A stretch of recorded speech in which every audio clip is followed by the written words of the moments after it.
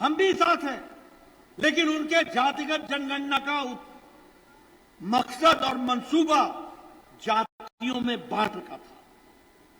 और ऐसे में प्रधानमंत्री जी ने कहा कि हम ज्ञान को लेकर आगे चलते हैं, और ज्ञान का मतलब होता है जी फॉर गरीब, वाई फॉर युवा, ए फॉर अन्नदाता हमारा किसान, और एन फॉर नारी शक्ति।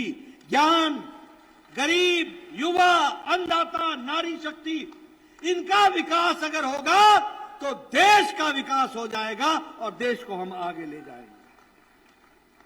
और इसीलिए गांव, गरीब, वंचित, पीड़ित, शोषित, दलित, युवा, किसान, महिलाएं, इनका सशक्तिकरण करने का काम प्रधानमंत्री मोदी जी ने लिया। और इसके साथ साथ मैं ये भी आपके साथ चर्चा करना चाहता हूं कि हमने सांस्कृतिक विरासत को भी ताकत दी। मोदी जी ने सांस्कृतिक विरासत को भी ध्यान में रखा। हम 1998 से हम चर्चा कर रहे थे, रामलला हम आएंगे, मंदिर वहीं बनाएंगे। हम लोगों ने पालमपुर का प्रस्ताव स्थापित किया था कि हम राम मंदिर बनाने का रास्ता प्रशस्त करेंगे, और हमारे विरोधी हमको चिढ़ाया करते थे, रामलला हम आएंगे, तिथि कब बताएंगे। प्रधानमंत्री मोदी जी की इच्छा शक्ति और हमारे 140 करोड़ देशवासियों का प्यार, 22 जनवरी को रामलला का प्राण प्रतिष्ठा हुई और भव्य राम मंदिर बन करके तैयार हुआ। ये भी हमने देखा। यहां बैठे लोग और इनसे पहले 4-4 पीढ़ियां खप गई, हम एक नारा लगाते थे, एक देश में 2 निशान, 2 विधान, 2 प्रधान नहीं चलेंगे। धारा 370 को समाप्त करो, ये नारा लगता था भारत के जनसंघ में, ये नारा लगता था 51 में, 52 में। 4-4, 5-5 पीढ़ियां खप गई। आखिर वो समय आया 2019 को 6 अगस्त को मोदी जी की इच्छा शक्ति ने और अमित शाह की रणनीति ने धारा 370 को धाराशाही कर दिया, और एक देश में एक निशान, एक विधान, एक प्रधान, इसको हम लोगों ने स्थापित किया। यह भी हम लोगों ने देखा है। इसी तरीके से 40 साल से हमारा फौजी भाई 1 रैंक 1 पेंशन की आवाज उठा रहा था। 1 रैंक 1 पेंशन नहीं मिल रहा था। सरकारें आई गई, कई कमलनाथ सरकारों में आए और गए, 1 रैंक 1 पेंशन की बात तक नहीं सुनी गई।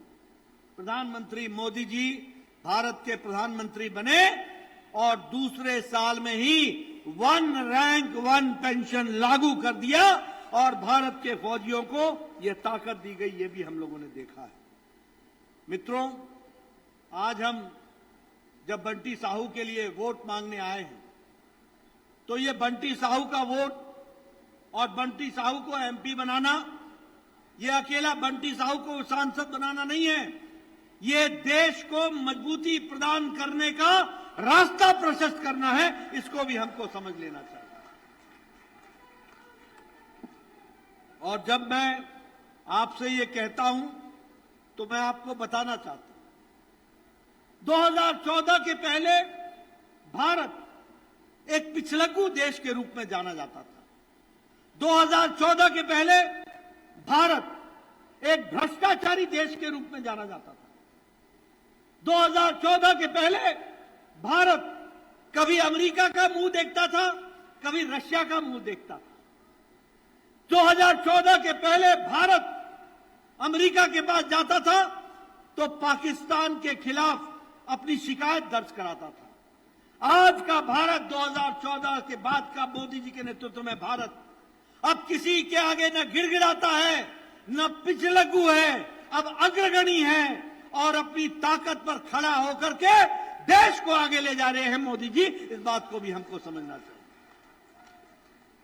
हम 2019 में 11वें नंबर की अर्थव्यवस्था थे, 11वें नंबर की। आज भारत मोदी जी के नेतृत्व में 5वें नंबर की अर्थव्यवस्था बन गया, 5वें नंबर की।